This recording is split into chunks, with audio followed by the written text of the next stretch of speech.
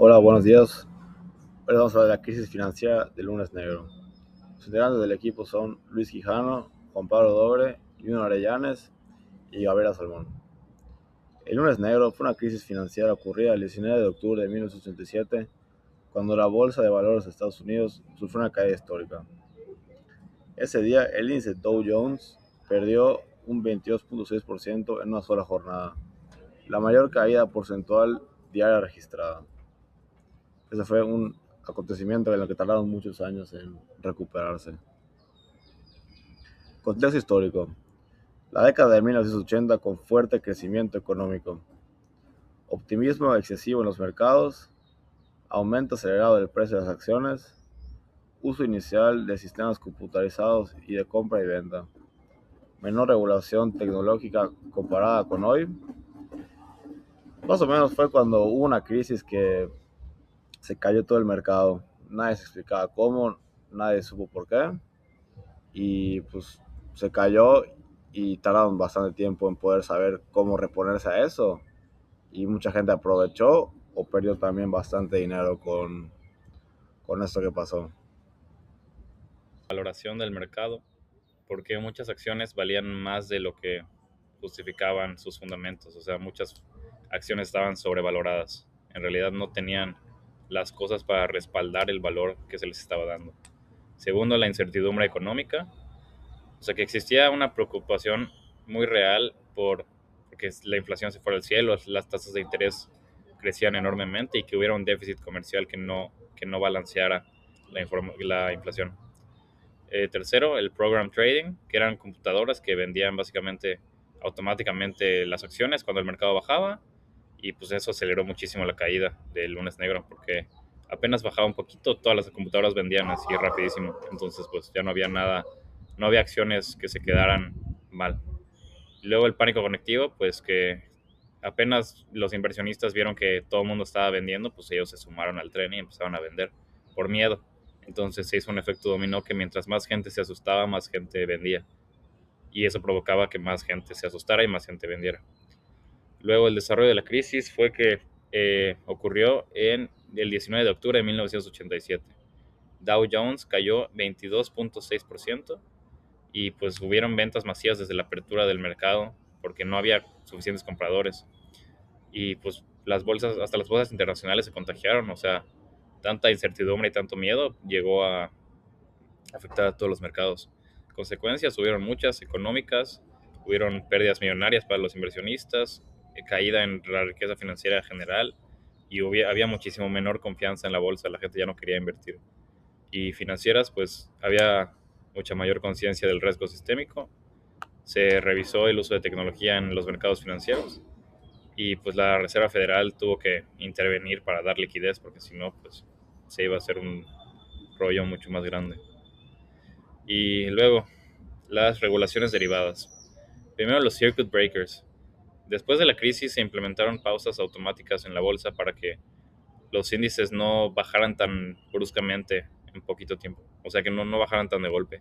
Su objetivo pues era detener momentáneamente las operaciones para que no hubieran ventas tan impulsivas por miedo y que volviera a suceder el efecto dominó, que la gente se asustaba y vendía otra vez. O sea, para que tuvieran más tiempo para por lo menos analizar la información y evitar que la gente se paniqueara. Luego la supervisión tecnológica. El lunes negro pues puso que en evidencia que los programas de trading eran un riesgo. Entonces la supervisión y la regulación sobre todos los programas se hizo mucho más fuerte. Se regularon los algoritmos de venta, las operaciones electrónicas, todo eso se quedó mucho más supervisado. Y pues se pusieron controles y límites operativos para que no volviera a suceder una crisis de tal forma, y hubo un monitoreo constante. Y tercero, pues la coordinación institucional. O sea que se mejoró básicamente la comunicación entre todas las bolsas de valores, los bancos, las casas de bolsa y los organismos regulatorios para que estar en conjunto, o sea, en coordinación, y que pues no volviera a pasar un pánico tan grande en la población y que eso afectara sin querer queriendo a todas las casas de bolsa que están involucradas. Y pues además, al estar en coordinación, ellos no se tienen que comunicar y avisar del problema, ellos ya saben que está pasando todos y pueden resolver el problema mucho más rápido y atacarlos de la causa. Complementar lo que me dijo dijo compañero, voy a seguir hablando sobre las regulaciones derivadas, que pues bueno, aquí podemos ver una que es la gestión de riesgos. Las instituciones financieras se comenzaron a desarrollar modelos más sólidos de administración de riesgos y se incorporaron pruebas de estrés, análisis de escenarios extremos, medición de liquidez y monitoreo diario de exposición al riesgo. También, también hubo transparencia y reporte de operaciones, aumentó la exigencia de reportar operaciones relevantes y movimientos inusuales del mercado. Y por ello pues se alcanzó una mayor transparencia que ayudó a detectar riesgos tempranamente y fortaleció la confianza de los inversionistas y autoridades, y eso hizo que pues saliera adelante, ¿no? Pues, de esa crisis, ¿no? Y de estas problemáticas que tuvimos. Estas son las regulaciones que nos dieron el resultado de esta crisis, son el diagnóstico, ¿no? De esta crisis. Y pues aquí podemos ver el impacto que tuvieron esas regulaciones sobre el mundo, ¿no? Sobre la crisis, que tuvieron más, el mercado fue más estable, los circuit breakers y nuevos controles ayudaron a disminuir movimientos desordenados de alta volatilidad, aunque no eliminan las caídas, sí reducen la velocidad con la que pueden agravarse. También nos dieron menor probabilidad de pánico extremo. Al suspender temporalmente las operaciones, los inversionistas tienen tiempo para analizar información y evitar decisiones impulsivas basadas únicamente en el miedo colectivo.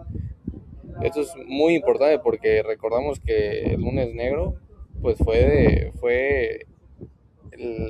en un solo día, fue en un solo lunes que empezó a caerse toda la bolsa. Y también pues tenemos respuesta más rápida ante crisis.